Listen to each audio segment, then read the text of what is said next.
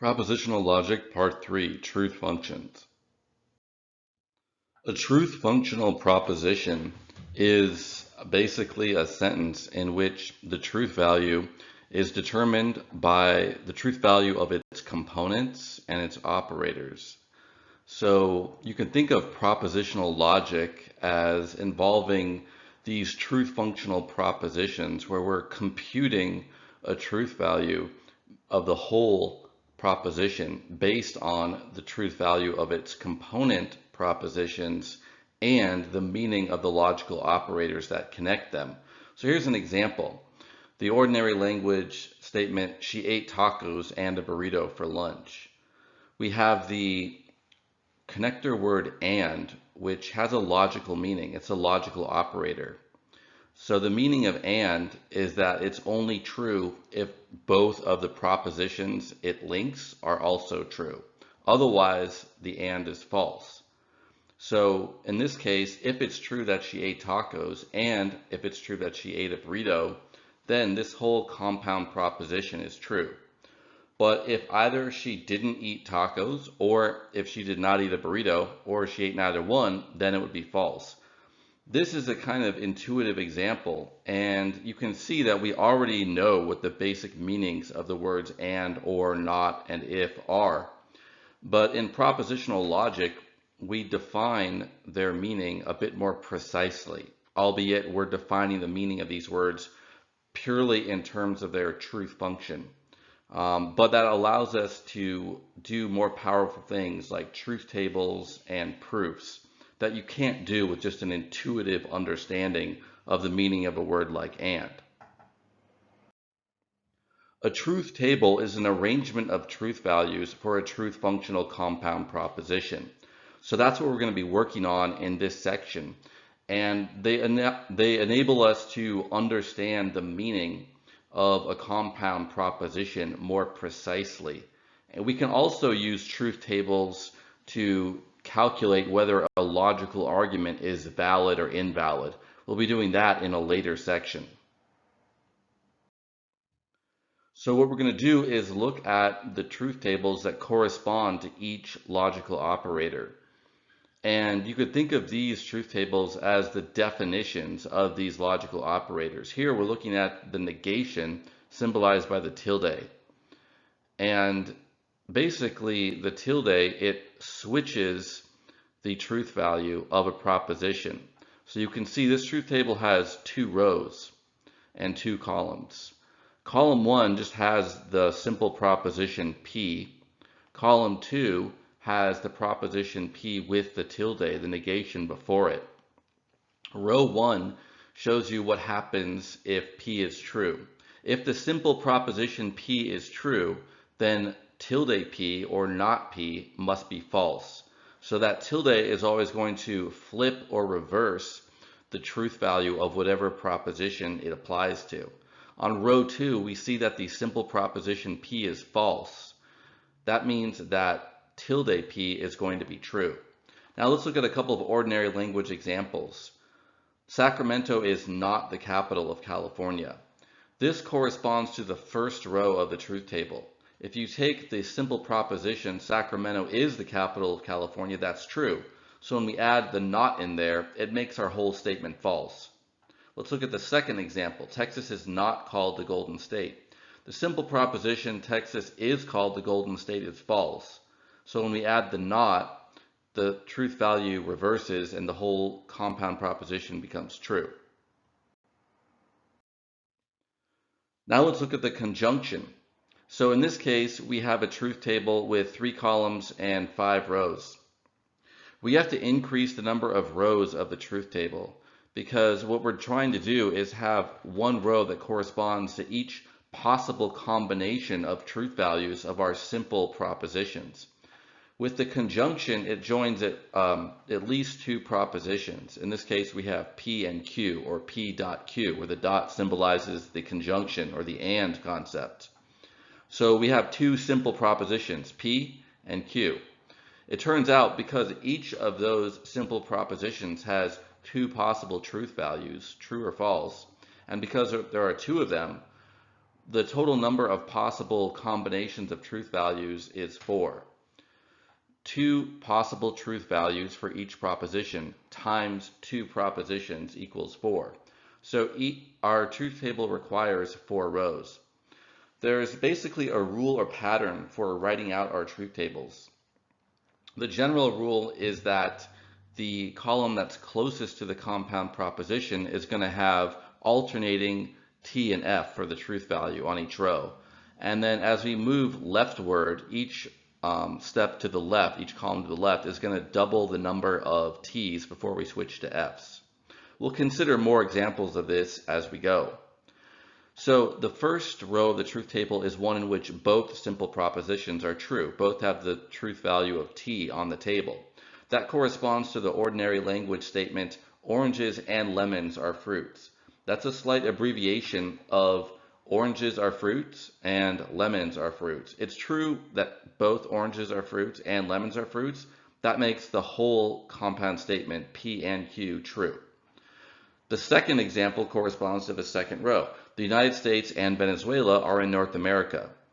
So the first simple proposition, the United States is in North America, is true, but the second simple proposition, Venezuela is in North America, is false. So that makes the whole compound proposition false. The third ordinary language example, logic is required for graduation and logic credits can be transferred to California State University. So the first simple proposition is false. Logic is not actually required for graduation for most students. However, the second simple proposition is true. Logic credits can be transferred to the California State University system. So because one of those simple propositions is false, though, that makes the whole compound proposition P and Q false. And then the fourth row of the table corresponds to the case in which both simple propositions are false. So an example of that is Christmas is in July, which is false, and New Year's is in August, which is also false. A simple way of remembering the rule for the conjunction operator is that a conjunction is only true when both of its conjuncts, both of the propositions that it joins, are true. Otherwise, the conjunction is false. The disjunction also has a simple rule we can use to remember it. The disjunction is only false where both of the propositions that it links are false. You can see that corresponds to row 4 of this table. Otherwise, it's true. The first row of the table considers the case where both of the propositions in the disjunction are true. So an example of this in ordinary language, Sacramento is the capital of California, or Salem is the capital of Oregon. It's true that Sacramento is the capital of California. It's also true that Salem is the capital of Oregon. That makes the whole disjunction true. The second row considers the case in which the first proposition is true, but the second is false. Disneyland is in California. That's true. Disneyland is in Florida. That's technically false because it's the Disney-owned theme park in Florida is actually called Disney World. However, because this is an or statement, the whole compound proposition is still true, even though it has one false disjunct to the second one. The rule for or the disjunction, is that it's true as long as at least one of the disjuncts are true. The third example, Harry Potter was written by J.R.R. Tolkien or by J.K. Rowling, is also true. In this case, the first disjunct is false. Harry Potter was not written by Tolkien, but it was written by Rowling. So the second disjunct is true, which makes the whole disjunction true. Finally, Super Mario Kart is a live-action film, or Call of Duty is a live-action film. As of this recording, those are both only video games. They have not yet been adapted to film, as far as I know. So that makes each of those individual statements false. Because both of the disjuncts are false, the whole disjunction is going to be false in this case. The conditional, or the if-then statement, is only false where the antecedent is true, that's the proposition before the horseshoe, and the consequent is false, that's the proposition after the horseshoe. So you can see that corresponds to row 2 on this table. In all other cases, the conditional is going to be true. Let's look at the ordinary language examples. If this class is logic, then it's a philosophy class. This corresponds to row 1 of the table. This class is logic, that's true. So that's like saying P is true. it is a philosophy class. That's also true. So in a case where we have a true antecedent and a true consequent, the whole conditional is true. Let's look at the second example. If this class is logic, that's true, then it is a psychology class. That's false. So this is the one case in which our conditional is going to be false. We have a true antecedent and a false consequent. So that makes the whole conditional false. You can think of the conditional or if-then statement as giving you a promise of a sort. This is an intuitive way of remembering it. The conditional is saying if the antecedent is true, then the consequent will also be true. And that promise only becomes false in the case where you have a true antecedent but a false consequent, which you can see in row 2 of the truth table. In rows 3 and 4, the conditional is true even though the antecedent is false. Let's look at a couple of ordinary language examples. If this class is a psychology class, that's false, then it is a logic class, that's true. This is still counted as a true conditional even though the antecedent is false. This is an important thing to remember about the conditional, the way it's defined in propositional logic. We'll discuss later in this presentation the issue of other meanings of the word if. But in terms of propositional logic, if only means that if the antecedent, the first part, is true, then the second part is also true. If the antecedent is false, this has not falsified our conditional because we never said the antecedent was true. However, that means that the value, the promise of the conditional doesn't apply. So we're going to call this conditional true even though it has a false antecedent. So a similar issue can be seen on the 4th row of the truth table. If this class is a psychology class, false, then it is a research methods, also false. However, because we don't see the pattern of the true antecedent and the false consequent, the conditional is still going to be true. So another analogy or another example of this, someone could give you a promise. I promise that if you mow my lawn for me, then I will give you $50. That could correspond to the 4th row of the truth table. If they never mowed your lawn for you, and maybe you never gave them $50 because they never mowed the lawn. However, we would not say that you spoke falsely if you made that promise because they never mowed the lawn for you. You only would have spoken falsely if they had mowed the lawn for you, but you never paid them the $50. So if you're having trouble remembering the meaning of the logical conditional, just think of it as a kind of promise, where the promise is only falsified if the condition, the antecedent, was true, but the consequent never came to be. Otherwise, we're going to regard it as a true promise or as a true conditional, so to speak. The biconditional is basically true when both of the propositions it links have the same truth values, and false where they have different truth values. So remember, the biconditional is typically expressed in ordinary language by the phrase if and only if. It can also be expressed by the phrase just in case, or when and only when. So let's look at some ordinary language examples. Disneyland is in California if and only if Disney World is in Florida. It's true that Disneyland is in California. It's also true that Disney World is in Florida. So both of the propositions that are linked by the biconditional are true. That makes the whole biconditional true. But on rows 2 and 3, we have opposite truth values for the propositions linked by the biconditional. That's going to make the whole biconditional false. So in row 2, for example, you could illustrate this by Disneyland is in California, true, if and only if Disneyland is in Florida. That's false. So that makes the whole biconditional false. With row 3, Disney World is in California. That's false. If and only if Disneyland is in California. That's true. So because those propositions linked by the if and only if have different truth values, that makes the whole biconditional false. But look at row 4. Both of the propositions linked by the biconditional are false. However, the biconditional as a whole is still true, because what the biconditional is saying is that both of the propositions are going to have the same truth value. In row 4, they both have the same truth value. They're both false. It's false that Disney World is in California, for example, and it's false that Disneyland is in Florida, but that makes the whole if and only if statement true.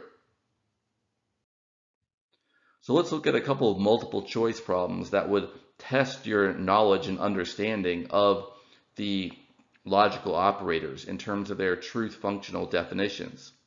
Number one, if r.s is false, then which of the following is correct? So we know that the conjunction of r and s is false, and we're trying to figure out what else we could know. Do we know that r is true? Do we know that r is false? Or do we know that r could be true or false? The correct answer is C. Just knowing that r and s is false, it doesn't tell us whether r specifically is false, whether s specifically is false, or whether both of them are false. Because of that, the most we can say is that r could be true or false. We don't know unless we had more information. Number two, if r or s, r wedge s, is false, then which of the following is correct? So this is the disjunction between r and s, r or s. Is it correct that r is true? Is it correct that r is false? Or is it correct that r could be either true or false? The correct answer is B, r is false. So r wedge s is only going to be false in the case where both r and s are false. And if you are confused about this, go back and look at the truth table of p wedge q. So there's only one row in which the disjunction is false. It's in the case where both of the disjuncts are false. So if we know that r or s is false, we can conclude both that r is false and s is false. So that's why B is the correct answer here. So now we're going to do some sample problems in which we're given the truth values of our simple propositions. So in the first example, we're being told that P is true, Q is false, R is true, and S is false. So we can use this information to help compute the truth value of each of our compound propositions. So we're told that P is true. We can write the truth value of T below the simple proposition P. We're told that Q is false, so we can write the truth value F below the simple proposition Q. And the way you solve these problems is you have to work outward, starting with the operator with the smallest scope and ending with the operator with the largest scope. We have two operators here, the wedge or and the tilde or not. Which of these has the smaller scope? Which one do we have to start with? The answer is the tilde. The tilde only negates the Q, whereas the wedge links both the P and the tilde Q. What's the rule for the tilde? If we know that the Q is false, what does that make not Q? That makes not Q true. So we write the truth value T. Okay, so next we have to compute the truth value of the wedge. When we compute the truth value of the wedge, we're looking at the truth value of the two propositions that it links, the P and the tilde Q. The P is true and the tilde Q is true. So what does that make the wedge? That makes the wedge true. So we're going to write a T underneath, oops, somehow we lost our T there. We're going to write the T under our wedge.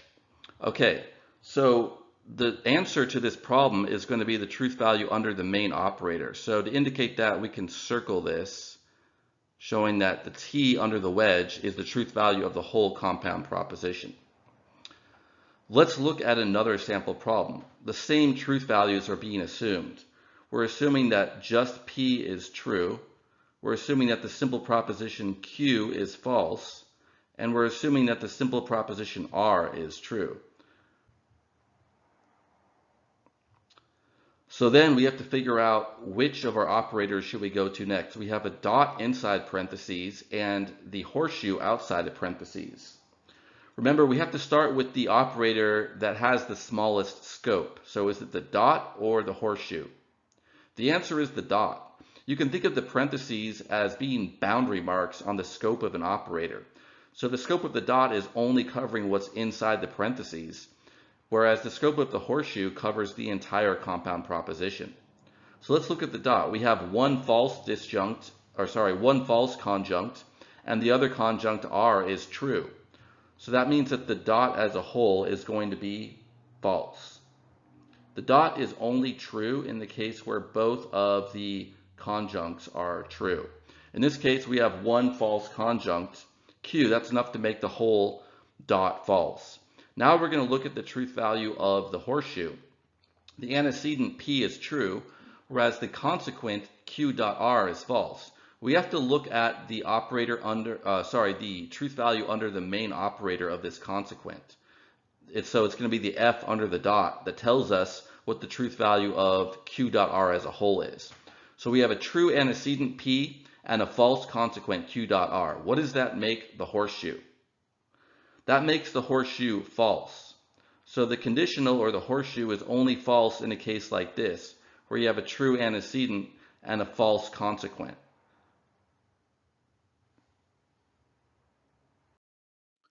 Let's look at some more sample problems. In this case, we're told that A is true, B is true, C is false, and D is false.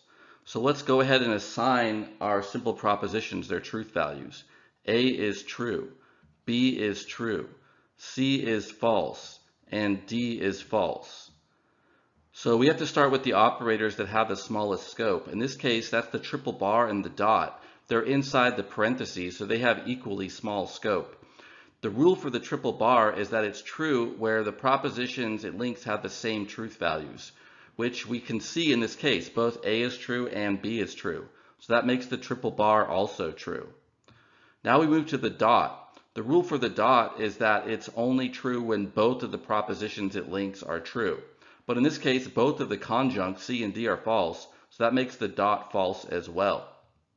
And now we move to the, so basically the horseshoe, the rule for the horseshoe is that when the antecedent is true and the consequent is false, the horseshoe is false, otherwise it's true. And that's exactly what we have in this case. The antecedent, which you can see its truth value under the main operator, the triple bar, is true. The consequent is false, as we can see the f under the dot. So that makes the horseshoe as a whole false. And on these problems, it's good to circle, if you're doing this handwritten, circle the truth value for the main operator, because that's the truth value of the proposition as a whole. Now let's look at another practice problem, number 4. Let's assign the truth values for our simple propositions. A is true, B is true, C is false, and D is false. So once again, we have to start with the operators that have the smallest scope. Which operators are those? In this case, it's the wedges in the parentheses and the brackets. So the tilde is outside both the brackets and the parentheses, so it has the largest scope. The conditional is inside the brackets but outside the parentheses, so it has intermediate scope. But the operators that are inside both the parentheses and the brackets have the smallest scope, so we have to start with them.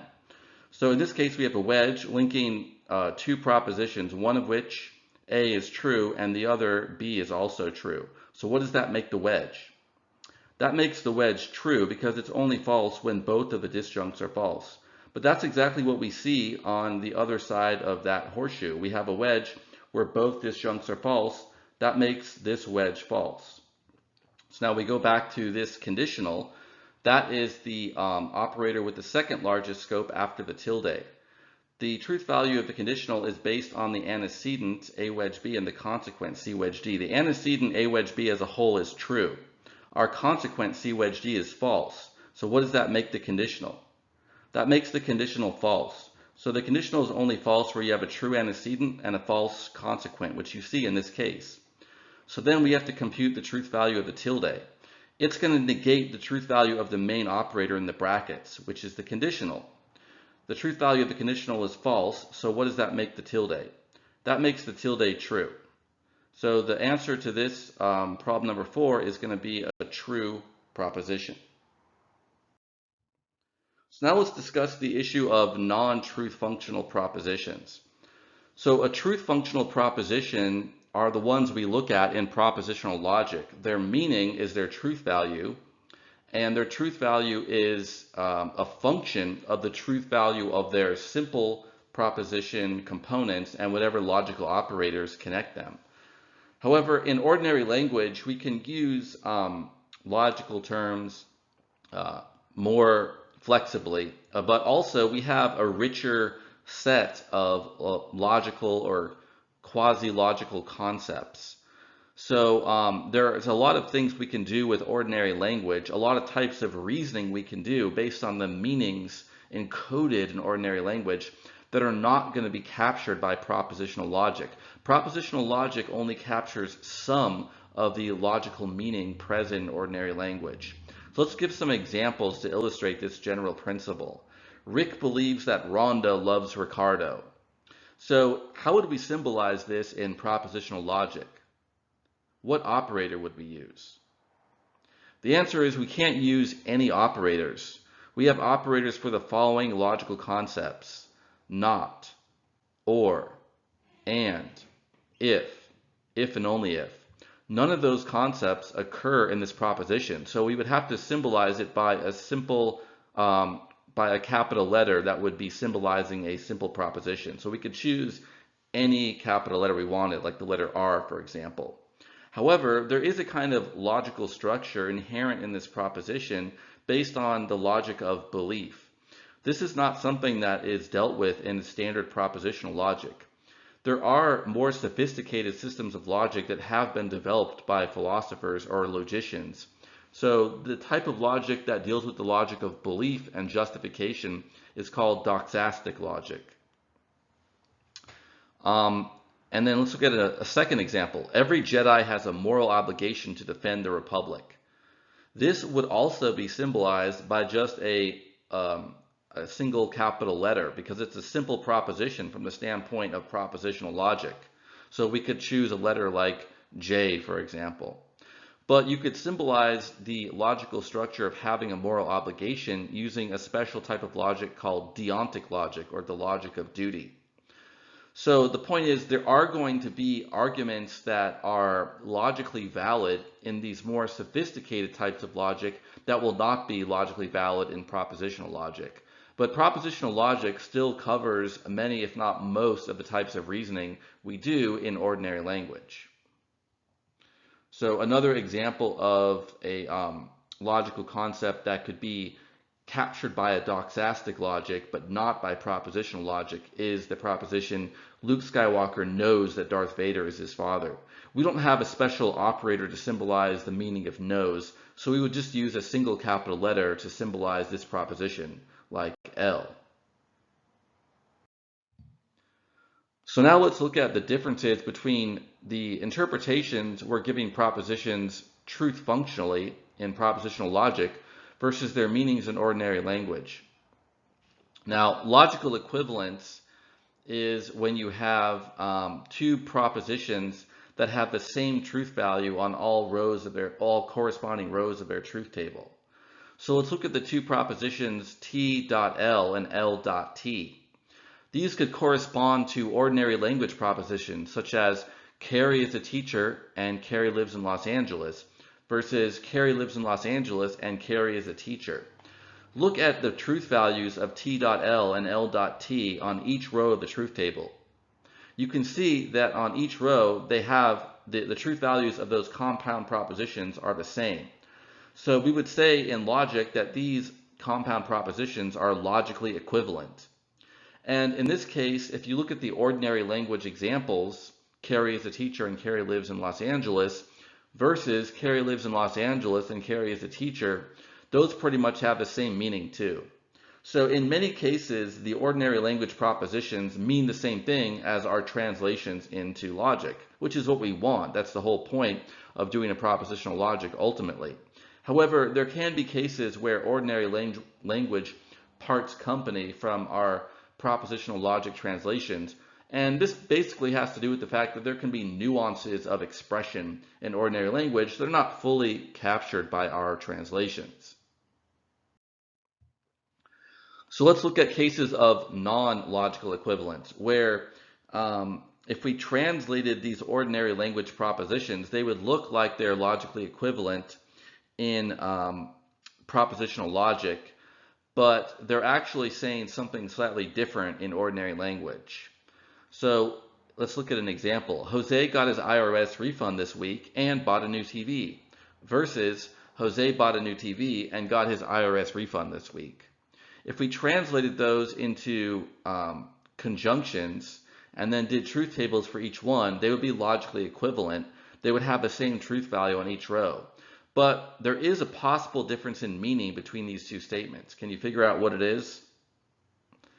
The first statement has a kind of subtle implication that the reason why Jose bought a new TV this week is because he got the IRS refund. Whereas that implication is not really present in the second of these compound propositions. So there's a nuance of meaning in the first compound proposition that's not in the second. So they have slightly different meanings in ordinary language. But because they're going to be translated using logically equivalent expressions in propositional calculus, we cannot really capture that slight difference in meaning. So now let's look a bit more detail about the material implication. That's the logical name for the how we're interpreting if-then in propositional logic. So with the truth functional definition of the conditional or the horseshoe, we're saying that the truth value of that horseshoe depends only on the truth values of the antecedent and consequent. So with the if P then Q, it does not assert that the antecedent P is true, nor does it assert that the consequent Q is true. It only asserts that if the antecedent is true, then the consequent is true. It's really kind of making a prediction or a promise in a sense, but it's not really doing more than just a kind of promising like a calculation or a computation. It's saying that if you know that the truth value of P is true and the truth value of Q is false, then you can compute that the truth value of the conditional, the horseshoe, is false. Otherwise, the truth value of the horseshoe is true. But it's not saying anything more deep about the relation between P and Q. It could be a total coincidence that P and Q have this relationship. It's just saying that that's the actual relationship between the truth values of the P and the Q. So a conditional statement can be true in propositional logic even if the antecedent or the consequent is false. So for example, if Disneyland is in Florida, then Disney World is in California. Is that a true or a false statement? In propositional logic, that would actually be true. Why? Because the antecedent Disneyland is in Florida is false. And remember, we're interpreting if P then Q to be false only in the case where the antecedent is true and the consequent is false. In this case, both the antecedent Disneyland is in Florida and the consequent Disney World is in California are false. That makes the whole if-then statement, the whole conditional, true. And you might be confused about this, and this does differ in some ways from the way if-then is used in ordinary language. However, it's not quite as bad as it seems, because the truth is we use the expression if-then in multiple ways. We'll discuss in a moment some of the different ways that we use the expression if-then. But one of the ways we use it does correspond to the material implication concept from propositional calculus. So we're capturing at least some of the meanings, kind of like the simplest meanings to capture with our interpretation of if P then Q. However, it's important to keep in mind that in the propositional logic, the conditional statement can be true even if the antecedent is otherwise unrelated to the consequent. So for example, if you are a student at PCC, Pasadena City College, then the sun is the center of the solar system. So in this case, it's true that you're a student at PCC, and it's true that the sun is the center of the solar system. So we're going to call this if-then statement true, even though there's no real other connection between the antecedent and the consequent.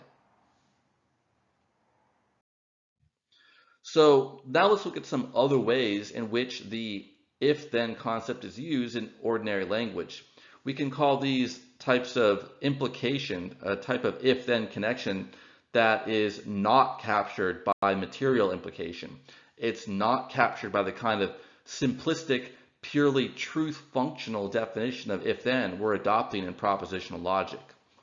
So there are different ways of describing these types of implication, but let's look at the first example, definitional implication. This is an if-then relation in which it's supposed to be true because the antecedent is partially defined by the consequent, partially or wholly defined by the consequent. So for example, if Sam is a bachelor, then Sam is an unmarried male. This is true because of the definition of the word bachelor. It does mean unmarried male. So this type of if-then is expressing that definitional implication. A second type of implication other than the material implication is empirical implication. You could define empirical implication as basically an if-then assertion that's true because of empirical evidence, scientific or other types of observational evidence that establishes the connection between the antecedent and the consequent.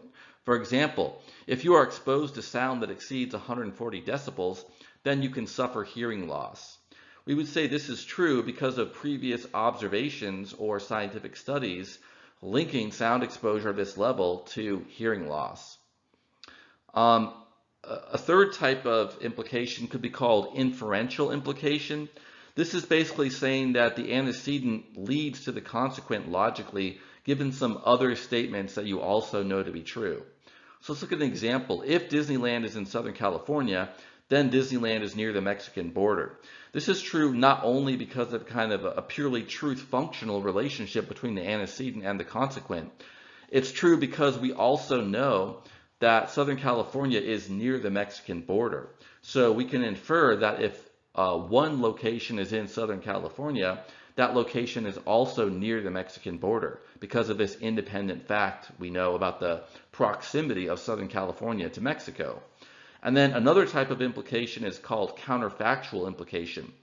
So this is where it's similar to inferential implication, but we're looking about how we can reason from the antecedent to the consequent, given what else could be true, given the antecedent as a kind of counterfactual consideration.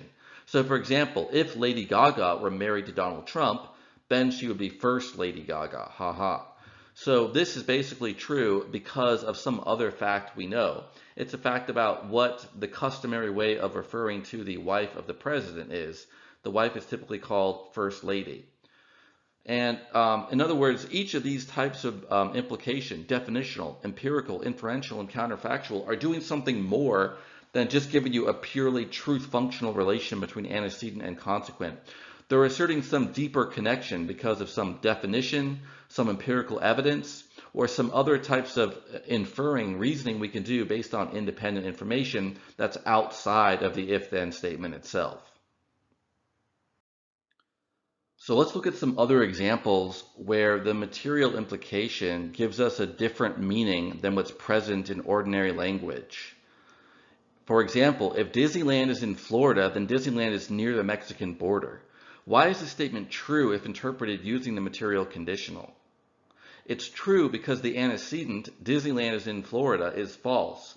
And if you remember the definition of if-then on the truth table, both rows where the antecedent is false, that makes the conditional as a whole true. However, it does sound weird to say that this if-then statement is true. So we can ask, what kind of implication is actually present in this statement?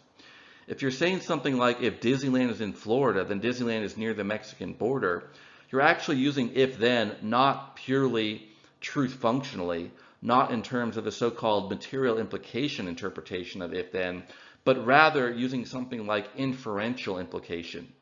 You're saying that Disneyland, if it's in Florida, then it's near the Mexican border because you're assuming that Florida is near the Mexican border. But Florida is actually not that close to Mexico. So it's going to make the if-then statement false if you're interpreting it using the implication of inference, the inferential implication.